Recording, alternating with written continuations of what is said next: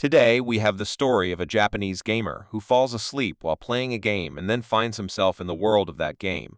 Only this time, our protagonist is an 8-foot-tall skeleton equipped with expensive armor. He ended up becoming the very avatar he used to be while playing the game. But unlike Ain's Ulgown from the Overlord, he isn't planning on world domination, so we're cool. Anyway, he wakes up in the game world, tests out his overpowered skills, and even his lightning-fast sword, but gradually begins to understand that he may be stronger than he's supposed to be. The man gets a little hungry and tries to use his teleportation spell to instant transmission his way to some nearby town, but he can't because he first has to have traveled to that place to be able to teleport there. Then after taking a little peek in the river, our protagonist decides to keep his face hidden under the helmet because he knows just how much society discriminates against walking skeletons. He also starts referring to himself as Ark, which was also his name in the game. With this, he goes to the nearest city, walks around, and realizes that he'd better get himself some money because the food isn't cheap. He also comes across an elf in a dark alley. He's intrigued and tries to follow her, but she just disappears. Though while he was trying to follow her, he ends up right in front of an adventurers guild and braces himself to get himself registered. But looks like he needs to slay 3 beasts, monsters, or bandits because it's a requirement to get the adventurer license. Later, when he's done slaying a bull boar and an orc in the forest, he witnesses a group of bandits about to assault and abuse 2 young girls. First, he isn't quite sure what to do since he's outnumbered, but considering the nature of the situation, he steps in, destroys them, and then burns their bodies. No hesitation whatsoever.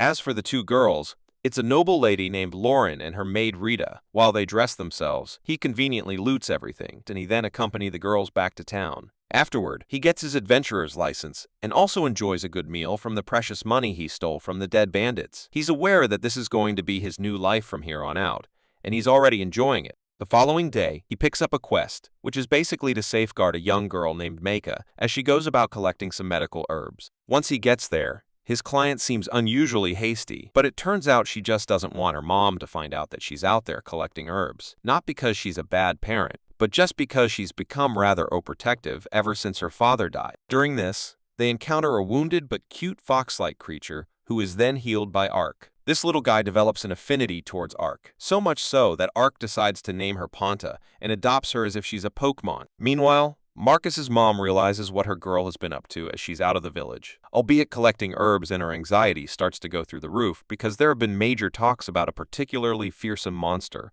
who lurks about in the forest. But she need not be concerned because Ark is with her daughter. When Meika and Ark are about to get their hands on the medicinal herbs around a certain tree, it's revealed that the tree is the monster's domain. Speaking of the monster, it's a massive basilisk and kind of ugly though, because nobody likes massive green reptiles when they just want to get some medical herbs. Though Ark is with her, so there's no need to worry. He quickly kills the massive basilisk and leaves Marcus speechless. He then asks her that this will be their little secret. Ark also notices a magic ring on the dead monster, but it fades away after the monster died, and the herb hunt continues. And soon enough, they return to her village together with a giant boar, who then everyone feasts upon. Ark and Ponta bids farewell to everyone in return. Meanwhile, in another part of the forest, a group of people manage to slay another basilisk. They're quite proud of themselves, but that confidence turns into self-doubt when they come across the corpse of the one Ark slayed. They're amazed at how unlike them. This one was just killed in a single strike. Then another day, another job.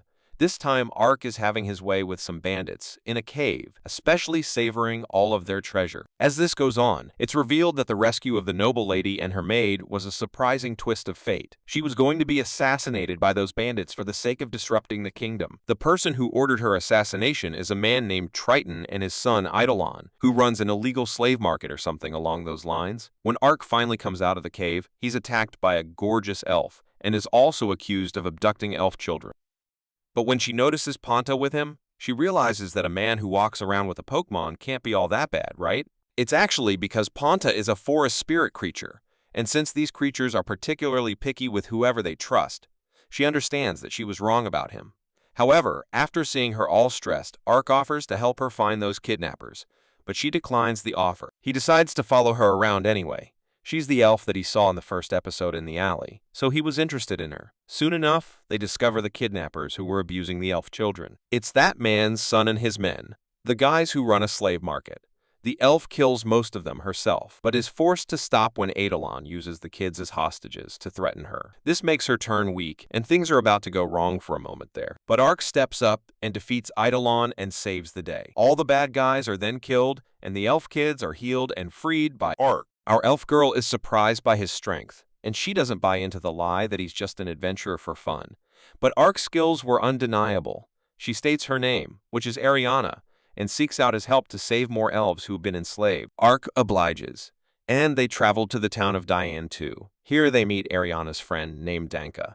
Danka thinks Ark is suspicious, but can't ignore the fact that Ark managed to gain the trust of not just Ariana, but also a forest spirit like Ponta. Plus, he can use teleportation, which is pretty handy. Ark excuses himself to do something personal, but it's just him taking off his helmet and eating the food without worrying about what others may think. Ariana, on the other hand, gives Danka a short little recap of what happened and how she failed to save the kids. But thanks to Ark's help, they were saved. Later, they set out to go free some elves and were unaware that someone was watching them. Once they reached the warehouse where the slave business was taking place, they're all pleasantly surprised to see how the perpetrators have already been killed. The one responsible is a beautiful ninja girl with cat ears. This excites every otaku bone in Arca's body. And just like Ariana and Danka, she decides to trust Ark as well. After seeing Ponta, she gives him a list of the people who have been buying these elves, and also informs him about the other elves who are in the custody of Lord Triton himself. She goes on to state that she is just an assassin. Her goal was something else. She just happened to save the elves. Ark and Ariana then leave to free the slaves held by Triton, and Danka trusts Ark and leaves it to them. After arriving at the castle, they cause some ruckus but easily manage to capture both Triton and his son. The elves were being sexually abused by them. Now they get the chance to have their revenge. Ark, however, was more interested in that juicy, lusty treasure. He finds the stuff and keeps it to himself again. When caught by Ariana, he ensures her that he's only doing it because he doesn't want them to use the funds to rebuild their slave organization. Though, unexpectedly, this place is nuked, but who cares? They already saved the elves. Ariana asks Ark if he'd like to come to visit the land of elves. He can if the elder elf gives him permission, but this sounded like bad news to Ark. He knew he would be found out, so he decides to come clean by removing his helmet. He tells Ariana how he's like this because of a certain curse. Ariana is sympathetic. She assures him that elves are pretty good at keeping secrets. Meanwhile, the king of Olav gathers his sons and daughters to discuss the fuss about the slavery rumors. It could be bad because the king doesn't want to break the human-elf peace treaty. After thinking about it for a minute, they decide to get in touch. But what the king doesn't know is the hidden agendas of his sons. His daughter is kind of aware, though. She knows that one of them is involved in the slave business, while the other just wants to expose him. The daughter seems like a good person. She wants things to go well and begins her preparations. Going back to the main characters, Ark and Ariana finally reached the land of elves. Their Ark meets the elder, who is actually Ariana's father. He also meets her mother. They thank Ark for helping their daughter save the elves. But since the problem keeps getting bigger and bigger, Ariana and her father leave for the elven capital called Maple. They want to talk about this matter with the elders as soon as possible. And while they're away, Ariana's mother keeps Ark busy by having a lot of sparring sessions with him. She wants to know if he's strong enough to keep her daughter safe, and looks like he isn't because his mom keeps beating him every single time. This was eye-opening to Ark. He finally understands how his high stats mean nothing if he isn't skilled and experienced enough to properly use them against other skilled individuals. Ariana and her father talk to the elders about the situation and how humans are using elves as slaves, but they don't want to risk a war with the humans, which is why the best course of action seems to be to continue saving them in secret. Ariana is then told that her sister is going to get married. This catches her off guard, but she knows that unlike her, she's never going to get married. Ironically, the next time we see Ariana is when she walks in on Ark taking a bath. He is skull and bones while she is in all of her naked elf glory.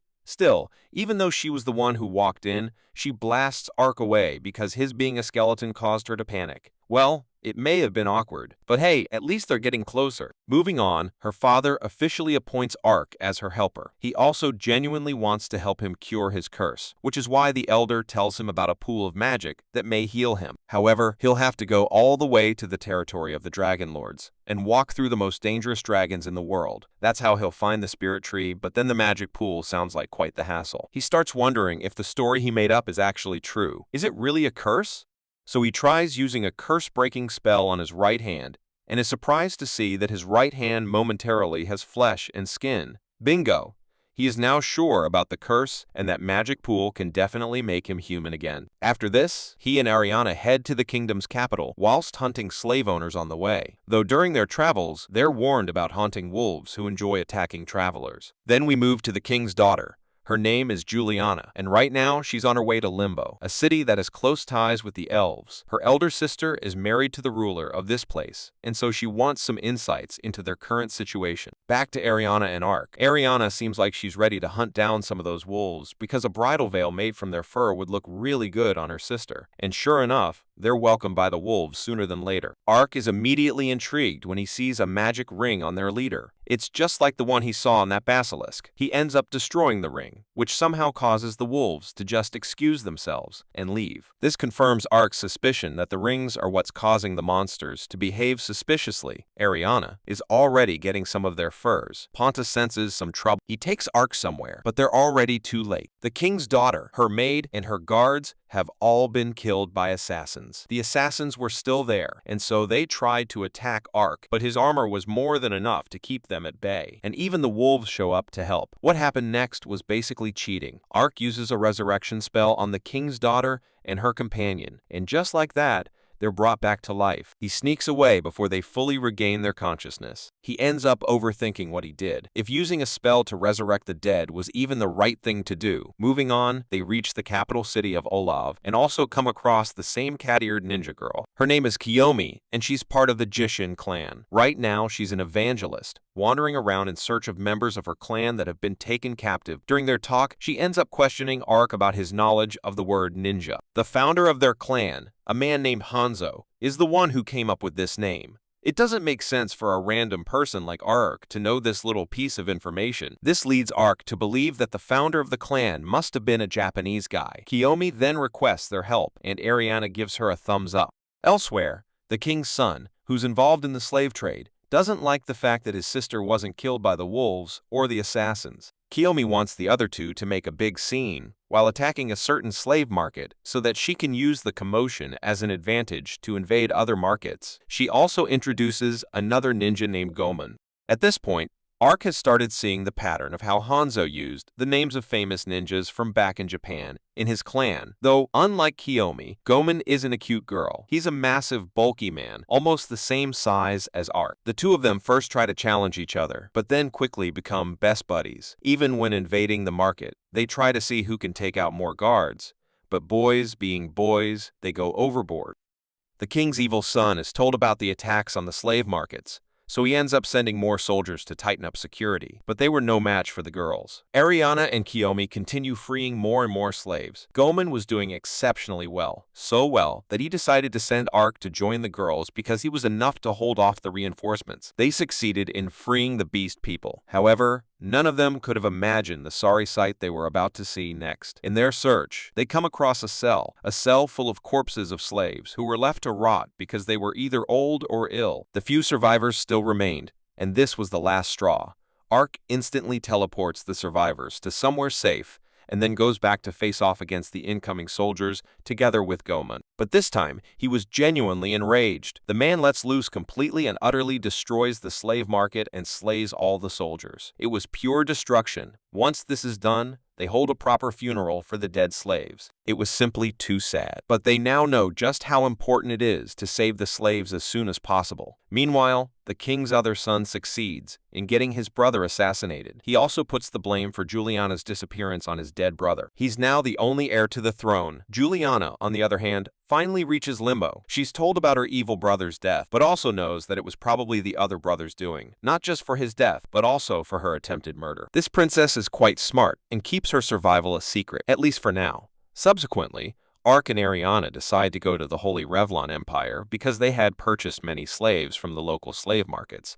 At least, that's what Kiyomi said. The Emperor of Revlon is aware of the disturbance in the kingdom. He likes it and wants more of it. He also sends his agent named Fumba to go stir up some trouble. Ark and Ariana keep moving forward. They come across wyverns and then a village. Through it all, Ark couldn't help but notice that Ariana is kind of nervous. He learns that the reason behind her anxiety is that the slave business is actually legal in the Holy Revlon Empire. This is why she's a little scared to go there. afraid of what she may find. As they are staying in the village, they meet an elf named Kayasi, who's part of the village and studies monsters for a living. He can see that Ark is strong, which is why he asks the guy's help in catching some monsters. In return, he'll give them a map of Revlon. Ariana thinks about how he coexists with humans. She doesn't know if she would be up to it anyway. They drink some wine, and it's revealed that our adorable elf is a pretty bad drunk. She was quite chaotic in the room, and all the villagers think that she and Ark were going wild in bed all night long. While she recovers from her hangover, Kayasi and Ark are out there catching monsters. A massive worm attacks them, but Ark defeats it. It was definitely abnormal in size, and also had a ring on itself. Later, Kayasi talks to Ariana about how he also used to hate humans, but he changed his mind after seeing the city of Limbo. Humans and elves coexist there, and it's wonderful. About the abnormal size of the worm, looks like it's the Emperor's agent Fumba's doing. He's been feeding slaves to the monsters, which is causing them to grow unusually large. He also abducted some villagers, all on the Emperor's word. Be that as it may, Ark and Ariana reach the border to search for the captured elves, and they part ways to cover more area. When Ark hears about the strange cries that can be heard coming from a certain fortress at night, he realizes that this is where they should be looking. He also ends up rescuing a girl from getting kidnapped. She's kind of cute and also very fond of Ark for saving her. But if there's someone who doesn't like it, it's Ariana. The kidnappers that were working for Fumba in order to get some people who can then be fed to monsters. And since they couldn't kidnap anybody this time, he feeds them to his tiger. Going back to the fortress, it's revealed that the slaves were brought here about 4 months ago. There's even an underground chamber. They invade and look around, but end up encountering Fumba himself. Seeing him, Ariana attacks, but he somehow tricks her into thinking that she is just training with her sister. It was mind control, but Ponta and Ark help free her from it. Fumba then talks about how he's able to make monsters obey him. Ark then asks him about the elves, to which he replies that they were either used for experiments or as nourishment for his pets. And again, Ars had been enraged. He ruthlessly kills the man's prize tiger and then destroys all of his other supposed pets too. Ariana appears to be in danger, but Kiyomi suddenly shows up, uses her water ninjutsu to save her, and then declares that members of her clan have already taken care of the other monsters. Fumba was completely and utterly defeated, or so we thought. However, his greatest monster was still lying dormant, so just before he flees, he states that his greatest monster is about to wake up. Ark then teleports them all outside of the fortress, where they witness a massive 5-headed hydra that attacks them with fire breath. But Ark uses his shield to protect them. He decides to stay behind to keep the hydra engaged while the others go after Fumba. Ark summons an infernal demon to fight the hydra, while the girls bait Fumba into attacking, and then use a fiery sword to light him on fire. Ars's infernal demon also uses flames to destroy the hydra. Both Fumba and hydra get consumed by flames. Subsequently, Princess Juliana meets Ariana's father and another elder. They talk about what happened, and she sincerely states that her kingdom will take responsibility for the slave trade. They'll defend elven territories, locate the slaves, rescue them, and do whatever it takes to ensure the safety of the elves. This was great to hear, and so the elves decide to support her succession to the kingdom's throne. Ariana also learns of this development, but she starts wondering about what she should do next. Both Ark and Kiyomi tell her to just relax a little bit. The king's son is pissed not only because his sister is alive, but she also succeeded in negotiating with the elves, and this was bad news to him. The emperor of the Holy Revlon Empire was so pissed too,